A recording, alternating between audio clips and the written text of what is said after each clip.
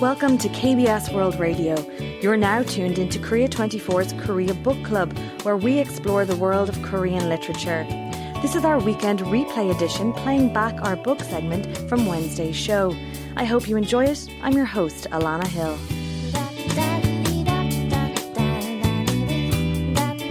We are joined today by our literary critic, Barry Welch. Welcome back to the show, Barry. Hello, great to be here. And what book are you introducing to our listeners today?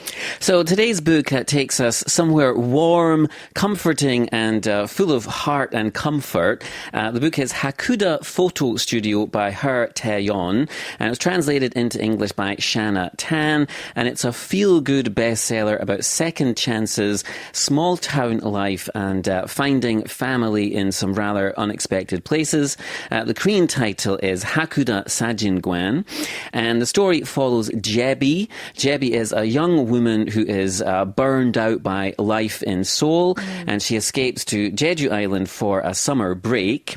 But when she loses everything on her last day of her vacation, her phone, money, and even her plane ticket, this leads to a chance encounter with a tiny photography studio, which will ultimately change her life. So Jebi ends up working at this photo studio, capturing portraits and stories of the Jeju locals, from couples on the brink of marriage to an ex-cop who is haunted by his past. And through these encounters and with Jeju Island's quiet and picturesque scenery as a backdrop, Jebi slowly pieces together a new sense of purpose and belonging. And from that description, I'm sure you can gather that it's a gentle, heartwarming novel. It's about slowing down, it's about starting over and just discovering the small beauty of ordinary lives. And it's perfect for anyone who loves these kind of stories about self-discovery and chosen family. And it's also the most recent example of a very popular trend for healing fiction novels. And readers of that genre will know exactly what they're getting themselves into. Okay, so as the weather's starting to cool down a little bit, this lovely, as you mentioned, warm, comforting story will be perfect for listeners. It sounds like the story kind of centres around this photo studio on Jeju Island. Barry, tell us a bit more about the story itself. Okay, so Her's novel, it follows this healing fiction formula quite closely, maybe too closely, some readers might think. Okay. But at its heart, so Hakuda Photo Studio, it's a story about second chances and this search for belonging, finding somewhere that you can sort of settle down and feel like you belong. And so we follow Jebi. Jebi is, like I said, a young woman, and she's very burned out and disillusioned with life in Seoul, where she's been living and working. And so at the beginning of the novel, she's escaping a very difficult work and challenging personal life situation. And on the last day of this trip to Jeju Island, just everything goes wrong. So she loses her phone and her money and her plane ticket. But this bad luck leads her to the Hakuda Photo Studio. And the Hakuda Photo Studio is run by Seok-yong, who's a grumpy but kind-hearted and maybe even quite handsome photographer who needs some help promoting his struggling business. And it just so happens that Jebi has social media skills and savvies and even some experience working in photography. And so the two team up for potential romance and just all sorts of interesting escapades. And from there, the novel unfolds as a series of encounters with different clients, couples, families, and even some unwelcome old friends from their pasts. And all of these people have their own, stories and struggles and joys and so on. And so through these snapshots of other people's lives and the sort of Jeju lifestyle in general, Jebi begins to rebuild her own sense of purpose and connection. Right. So disaster strikes. This is my worst nightmare, losing my phone, losing my plane ticket. But then it sounds like it's the beginning of a new life for Jebi. Now, to touch on what you mentioned just here about this healing fiction, it's been quite a trend in Korean literature. These are stories that comfort readers, offer emotional release, or provide a sense of hope in difficult times. Now, the most important question I always feel in Korea Book Club: would you recommend this book to our listeners? And if you would, who do you think it's best suited for? I would say this is one for readers who love the healing fiction atmosphere and don't mind a slower episodic story. Okay. I think it's especially appealing if you're drawn to stories about small communities, or you want something that celebrates Jeju Island, as the book really is in fact a love letter to Jeju's culture, nature and people.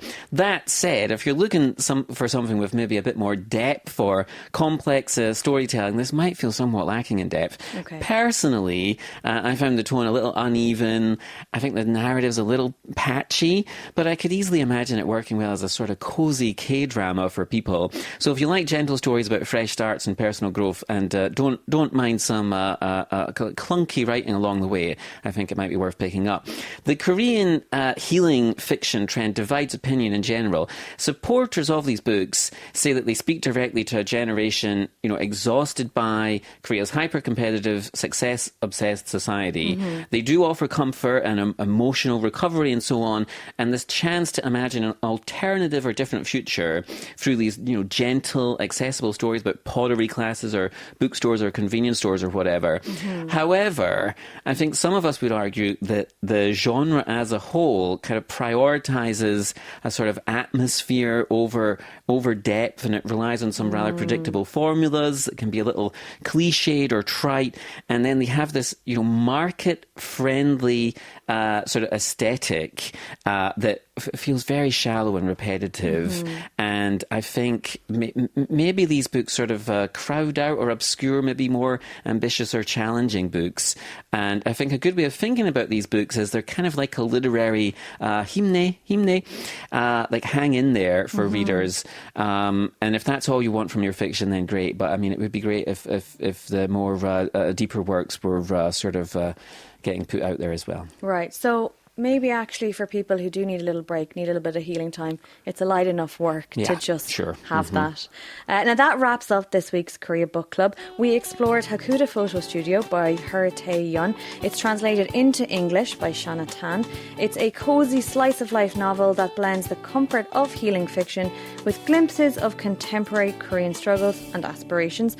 Our thanks, as always, to literary critic Barry Welch for his insights, and we'll be back next week with another pick from the world of Korean literature.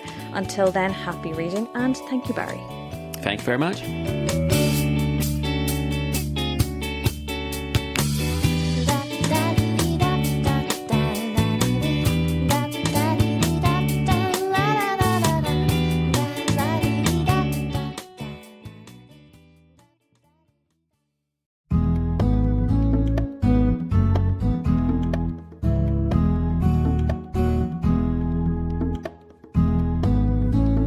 Did you know that Korea24 is active on social media?